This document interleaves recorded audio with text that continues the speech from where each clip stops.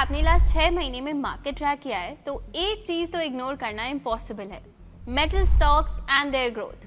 Hindustan copper almost 100% up है, Hindustan zinc around 50% up है, NALCO 80% up है और सिल्वर तो ऑलमोस्ट डबल हो ही चुका है। तो सवाल सिंपल है, what's really going on with metal stocks? क्या ये सिर्फ एक टेम्पररी रैली है या हम एक बिगर मेटल साइकिल के स्टार्ट पे खड़े हैं? आज इस वीडियो में हम 3 चीजें डिकोड करेंगे।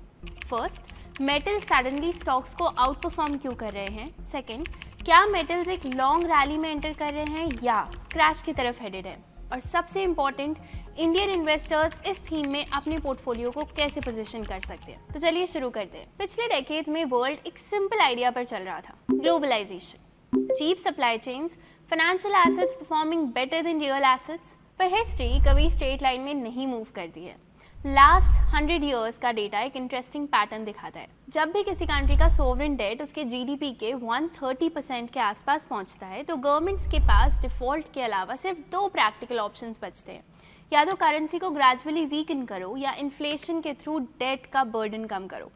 52 कंट्रीज के डेटा में से 51 कंट्रीज ने यही पाथ फॉलो किया है और आज यूएस उसी जोन में है। यूएस का debt level already critical threshold cross कर चुका है और जब वर्ल्ड की लार्जेस्ट इकोनॉमी डेट प्रेशर में आती है तो प्रायोरिटीज चेंज हो जाती है। ग्लोबल एक्सपेंशन से फोकस शिफ्ट होता है to domestic manufacturing, supply chain control, strategic resources and economic self reliance पर। इस प्रोसेस को हम कहते हैं डी ग्लोबलाइजेशन।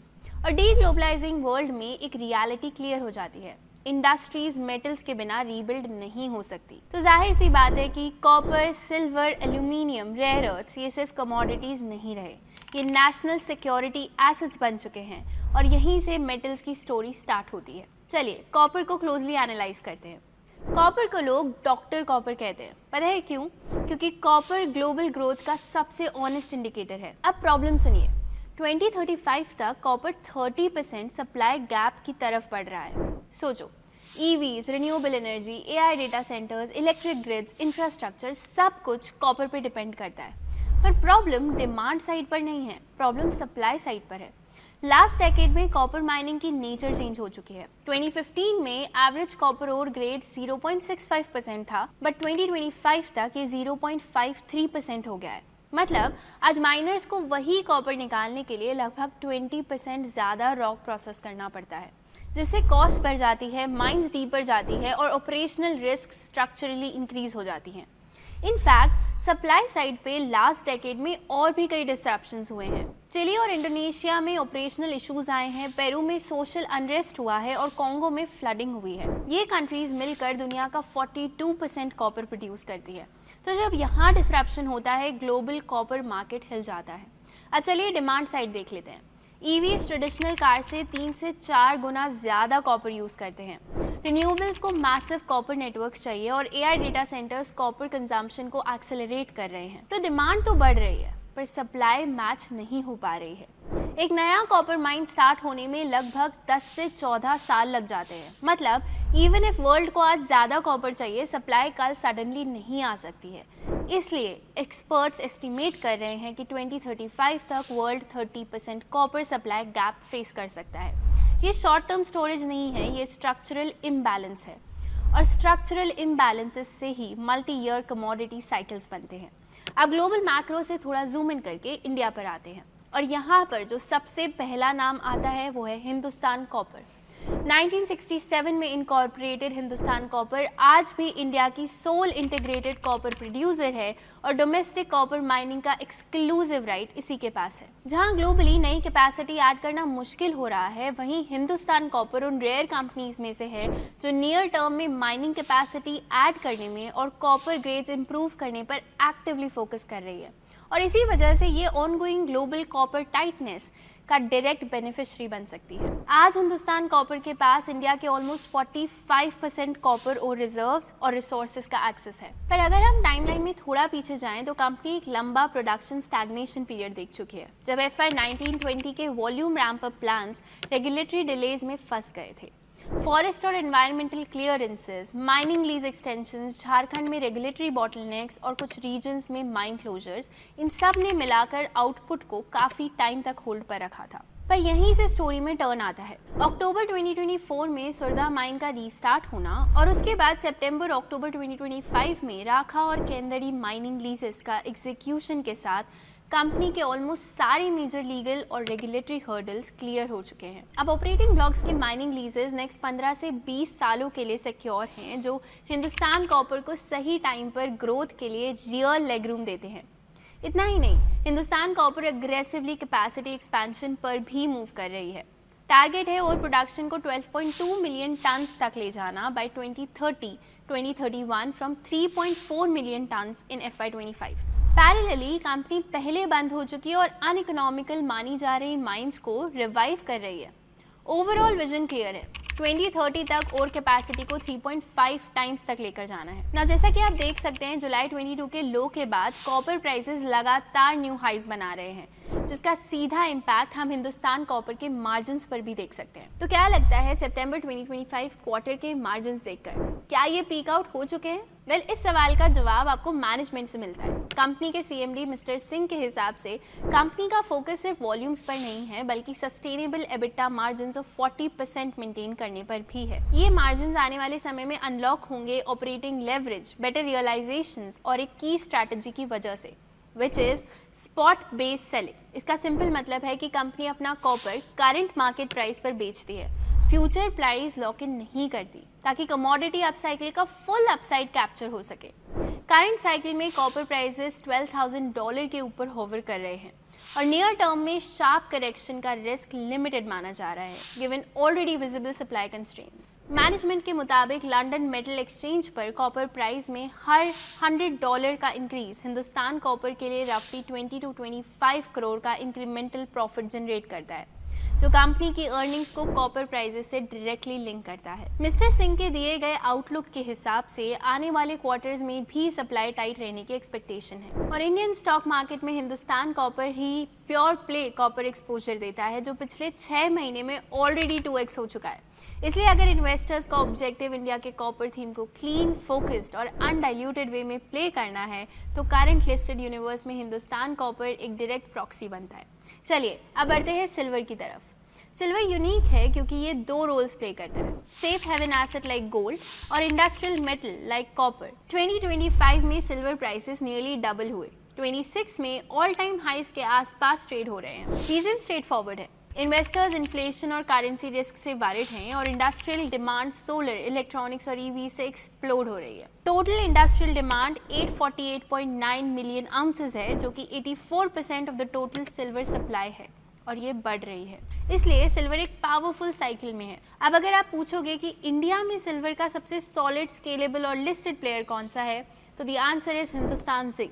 इंडिया की only integrated zinc lead producer, देश की इकलौती लिस्टेड सिल्वर कंपनी और प्राइमरी जिंक मार्केट में 77% domestic share. Hindustan Zinc quietly India के मेटल्स लैंडस्केप को लीड कर रही है और ये सिर्फ इंडिया लेवल डोमिनेंस की बात नहीं है। हिंदुस्तान जिंक ग्लोबली वर्ल्ड का लार्जेस्ट इंटीग्रेटेड जिंक प्रोड्यूसर है, टॉप 5 सिल्वर प्रोड्यूसर्स में से काउंट होता है और 25+ ईयर्स के माइन लाइफ के साथ एनर्जी ट्रांजिशन मेटल्स में स्ट्रक्चरली स्ट्रॉन्ग ग्लोबल पोजिशनिंग रखता है।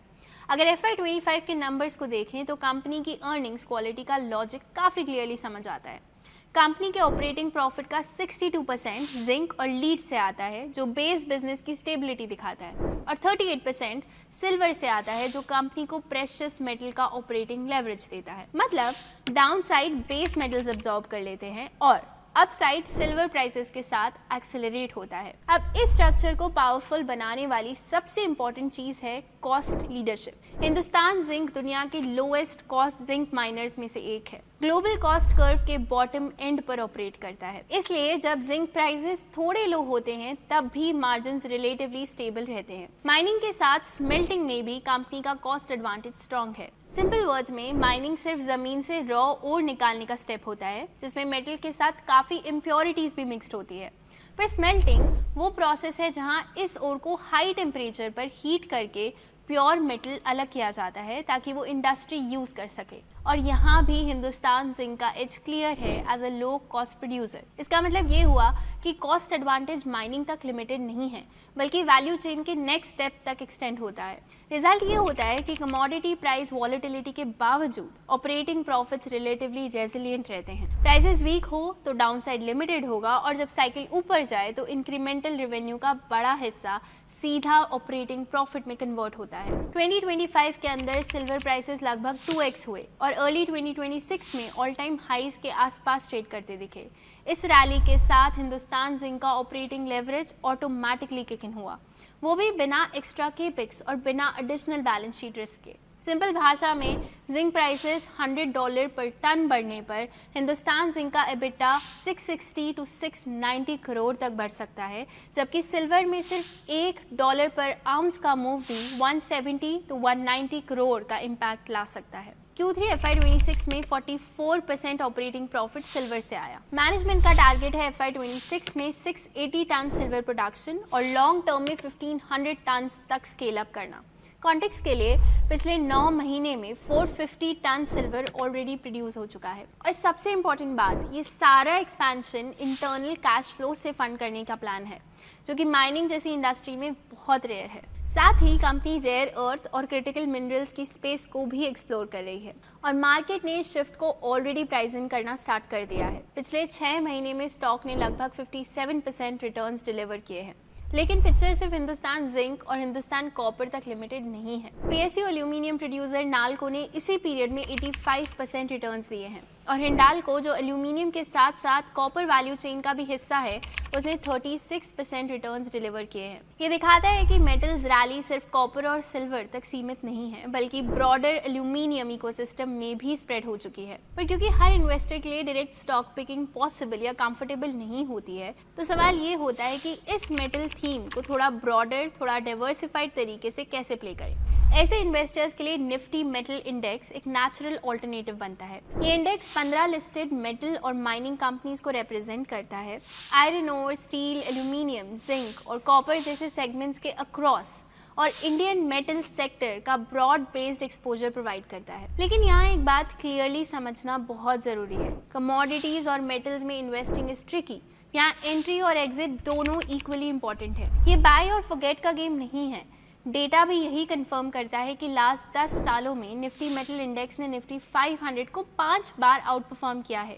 मतलब जब साइकिल राइट होती है तो रिटर्न स्ट्रॉन्ग होते हैं, पर जब साइकिल्स रॉन्ग होती है तो नुकसान भी भारी हो सकता है। अगर हिस्ट्री को देखें तो मेटल्स में डीप ड्रॉडाउन्स बिल्कुल अनकॉमन नहीं है। सिल्वर का एग्जांपल ले लो, 2011 से 2015 के बीच में प्राइसेस ने 71% का ड्रॉडाउन देखा। कॉपर ने 2008 में सिर्फ 6 महीने के अंदर लगभग 66% का क्रैश फेस किया और एल्यूमिनियम भी एक्सेप्शन नहीं रहा। 2022 में 6 महीने के अंदर 40% का करेक्शन आ चुका है। इनफैक्ट निफ्टी मेटल इंडेक्स ने भी 2018 टू 2020 के बीच ऑलमोस्ट 60% का डीप एंड प्रोलॉन्ग ड्रॉडाउन भी देखा है फ्रॉम इट्स जनवरी 2018 हाइज। इसलिए कमोडिटीज़ और मेटल्स में इन्वेस्टिंग स्ट्रेट लाइन स्टोरी नहीं होती है। वॉलेटिलिटी इस सेक्टर का इनहेरेंट हिस्सा है और इसी वजह से इन्वेस्टर्स को हमेशा सतर्क और डिसिप्लिन रहना पड़ता है। और जब रैली मैच्योर होने लगती है तो 3 की फैक्टर्स हैं जो इसको स्लो या चॉपी बना सकते हैं। Let's look at that. पहला, चाइना फैक्टर और ग्लोबल स्लो डाउन। चाइना का प्रॉपर्टी सेक्टर अभी भी वीक है और इंफ्रास्ट्रक्चर स्पेंडिंग की पेस पहले जैसी अग्रेसिव नहीं रही है, क्योंकि चाइना दुनिया का लार्जेस्ट मेटल्स कंज्यूमर है। वहाँ से डिमांड सरप्राइज ना आए तो ग्लोबल प्राइसेस का अपसाइड टेम्पररी कैप्ड रह सकता है। साथ ही अगर यूएस या यूरोप में ग्रोथ स्लो होती है या interest rates longer for higher रहते हैं तो स्पेकुलेटिव मनी कमोडिटीज में कॉशियस हो जाता है, जिससे प्राइसेस साइडवेज या वॉलेटाइल रह सकते हैं even when long term story intact. दूसरा है strong dollar plus tight liquidity. Metals globally US dollars में प्राइस्ड होते हैं। जब डॉलर शार्पली स्ट्रॉन्ग होता है और ग्लोबल लिक्विडिटी टाइट हो जाती है, जैसे कि US federal reserve rate hikes करती है, तो स्पेकुलेटिव मनी कमोडिटी से बाहर निकालने लगता है। और तीसरा और सबसे important, over capacity after price boom. जब प्राइसेस लंबे टाइम तक हाई रहते हैं तो माइनर्स ओवर एग्रेसिव हो जाते हैं। फिर प्रॉब्लम तब आती है जब डिमांड थोड़ी सी भी स्लो होती है और फिर क्या होता है, एक्स्ट्रा सप्लाई मार्केट में आ जाती है, प्राइसेस गिर जाते हैं और कंपनीज को प्रोलॉन्ग स्ट्रेस फेस करना पड़ता है। 2011-2015 का मेटल बेयर मार्केट इसका क्लासिक एग्जाम्पल है। तो आपको क्या लगता है, हम इस मेटल साइकिल में कहाँ पर हैं और क्या आप एल्यूमिनियम पर भी एक डिटेल्ड वीडियो पसंद करेंगे? हमें कमेंट्स में ज़रूर बताइए। और अगर आपको ये वीडियो इंसाइटफुल लगा तो प्लीज़ लाइक करें, शेयर करें और सब्सक्राइब करना ना भूलें। Investments in securities market are subject to market risks. Read all the related documents carefully before investing.